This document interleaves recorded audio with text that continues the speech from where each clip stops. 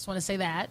But as Patrick stated before, you can file a petition in court, or most states, systems with states attorneys, prosecutors, et cetera, have a department established to help custodial parents get child support. So if you don't want to necessarily file a petition in court, you can go to the child support department of your local prosecutor's office, and sign up to seek child support. So that's another way. Okay, so Renee, I'm gonna go over to you because I like what Lisa just said to me, because I'm devil's advocate here, and I really don't want to pay for that child. I really didn't want this kid here. I didn't want to pay for him. Now all of a sudden, my eyes are excited about the fact that I may not have to pay for him. Is that only because the mother of the child neglects or decides not to file for child support?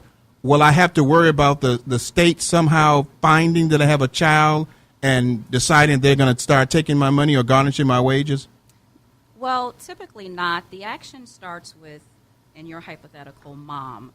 Mom has to take some sort of action to get the child support started. That is typically how it starts. Now, if mom is receiving any type of public benefits, say Link, SNAP, something along those lines, and if the state finds out that dad is employed, then the state may initiate the action on behalf of mom to go after dad, with the goal being to get mom and the child out of the system, so to speak. So typically it is the custodial parent that initiates the action. But there are instances that where, for what I just described, where the state will do it on behalf of mom. Okay. So you're not free. Okay. Okay, I have a scenario next. So the state is unknowingly helping that lady out to get her out of the system. Now, let's say, hypothetically, this ain't no hypothetical. This happens. Go ahead. She don't want to take her beau to court for it. It's like, he's doing okay. He's giving me money on the side of supporting a child. I don't want to put him in the system or have this happen. But since she have the link card and something else, it's like, it's out of your hands, ma'am. It's in our hands now. Gotcha. That's exactly. All I'm saying. So you basically said that the state can sit there at that time because she's in the system. They can say, well, we found a way to take you out of the system by now having this person pay for the portion that we pay. Now, do they just reduce it, or will they decide? Because that young lady might say, I don't want my stuff gone. You can take from him, but I don't want, right. Of course, people are saying that. But, I mean, the state, of course, is saying, we don't care what you think. We're going to do it anyway. So basically, the state is only saying that we're trying to make sure that we're not paying for the obligation that someone else can pay for. So now we're finding out that there's a father out there that we can now take some of that money that we're giving and have him pay for it. Exactly. And I have not personally been involved in a situation where a custodial parent was given that threat, so to speak, where either you assist us in going after dad or we reduce the benefits. I don't know if the other attorneys have had any situations. Pat, you got some on there? Oh, I've had clients to say, for example, a dad will call me and say, hey, the state wants child support from me, but me and the mom, in fact, I've had cases where the dad and the mom are living together. They get along so well, they're in the same house. Now, officially, he may be using a different address, okay? But in reality, he's in that house. He goes to work. They get along. They're a couple. They're not legally married. And so he's like, man, he said, what's going on? And he'll say, you know what? The state told her, if you want to keep your benefits, you have to name somebody because you want to get reimbursed. Now, I don't know if the state then reduces her benefits as much as they're getting reimbursed partially. Mm-hmm. And they say, so if we're spending money taking care of these kids and you're not going to tell us who the father is so we can get reimbursed, we're gonna take you off. I've had. Wow, isn't that nice of the state? The state's just so great. Go ahead. This is Tracy on the mic. And basically, doing the job that I do, when the people get the child support from their from the father or mother, whoever's giving the child support. Generally, if a person is receiving some type of benefits from the state, then it will not reduce their portion. It'll be the same portion that they bring in, but the difference comes from mom or dad, whoever's paying the benefits. And what do you do as you sit there and say, oh, well, you can't say what you do? I mean, if you can't say, we know you're a crook. But No. I property manage, so we base rent off of people's income. You know what, Rick, before we continue, I did do my due diligence on Tracy when I did my introduction. Every week, Tracy is here, and we want to say, Tracy Howard is on the mic. So I just felt slighted for not saying that. And we told Tracy all the time to take who she is so people don't know you're just a stranger walking off on the street. But she don't do that most of the time. So, but going on, with this, scenario, and I'm going to go back over here to Lisa over here, grab that mic, girl. So now the state is going to, make sure they can get their money. Why is it, and anybody can ask this question as well, why is it that individual, does the state, here's a question though, does the state ever take the ramification or take the time to find out if that person actually is the father, Maury kind of thing? Do they do anything like that, or you just name somebody and say, hey, it's Rick? It's that young Rick over there. Don't get mad, Mama, but it's that young Rick because I'm too old to have babies. No. Yeah. Not that young Rick. Yeah, she said not that young Rick, but it's Jerry. Okay, we'll use another name. It's Jerry over there. Do they do any kind of a soul searching or looking for information, or is it just it's Jerry? We taking his money. Once the custodial parent provides a name and an address, whether it's a work address or a home address, either the attorney will file the petition for support and serve that person, or the state's attorneys will send that person a letter and say, you have been named as the non-custodial parent. This person is seeking child support. Your appointment is on this date.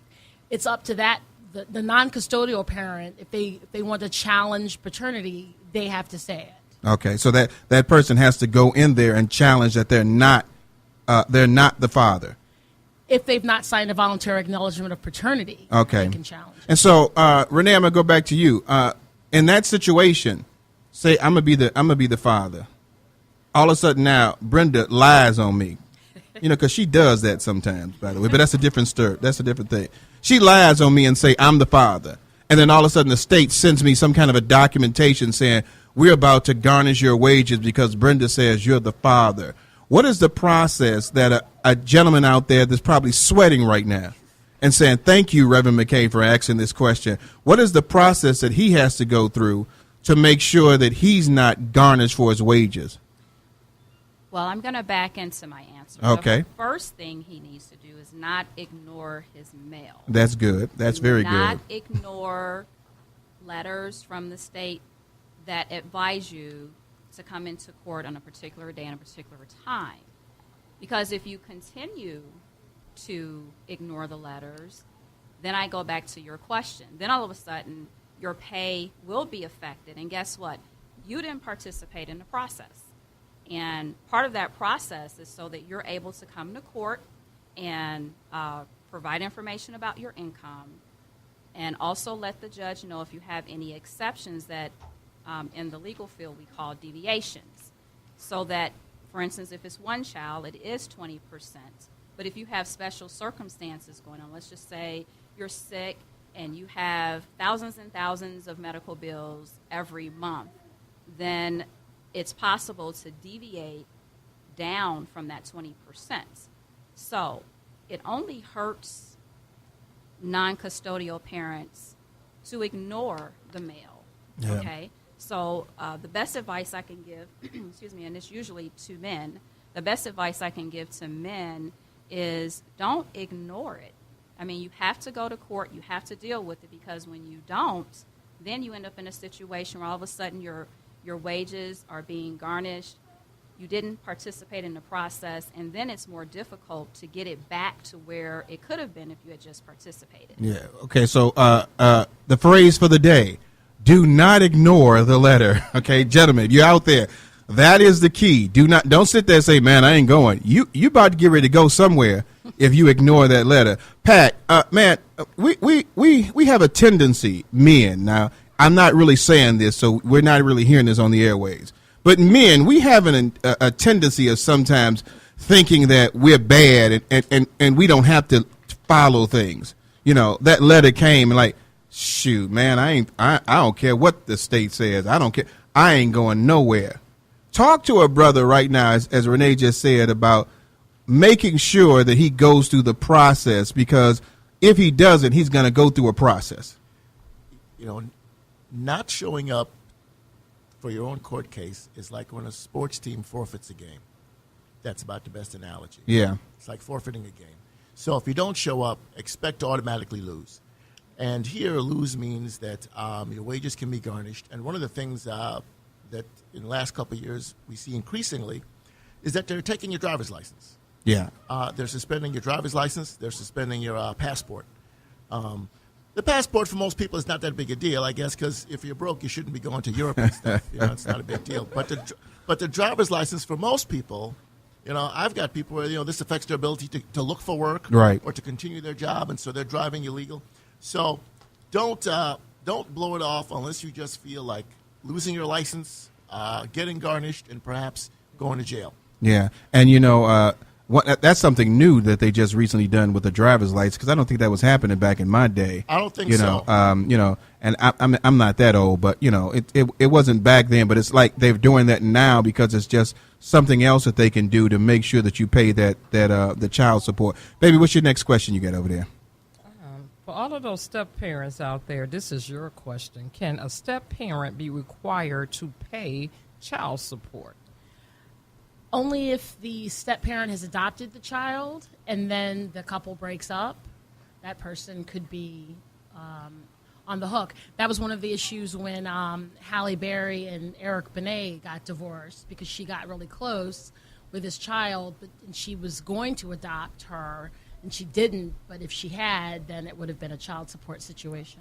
Okay, go ahead. I'm sorry. On the lines of that topic, but for her daughter Nyla, she had to pay child support for the father. Is it because she make more money? Well, because just because a couple doesn't stay together doesn't mean that the child's lifestyle should be drastically different in one home or the other.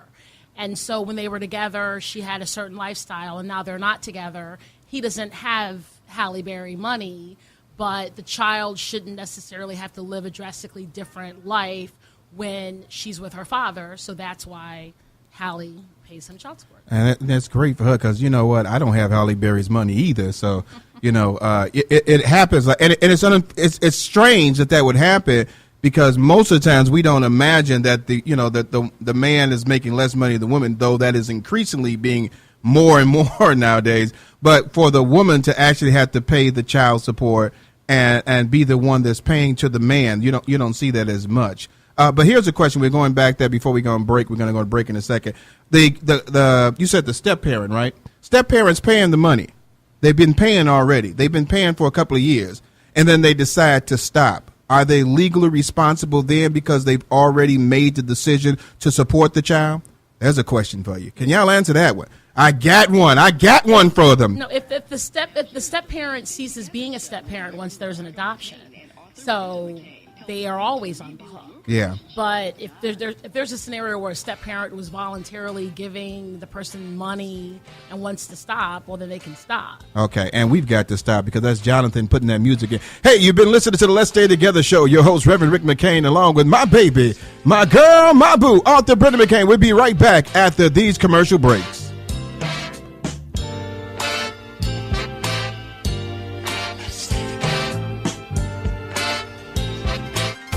Good evening. This is Reverend Rick McCain with something you should know. Feeling a little unusual lately?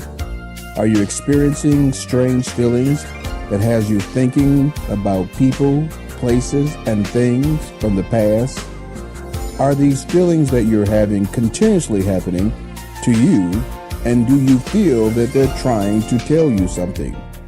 Well, if this is happening to you, then there's something you should know. Every day we retort with our feelings because they are the central way we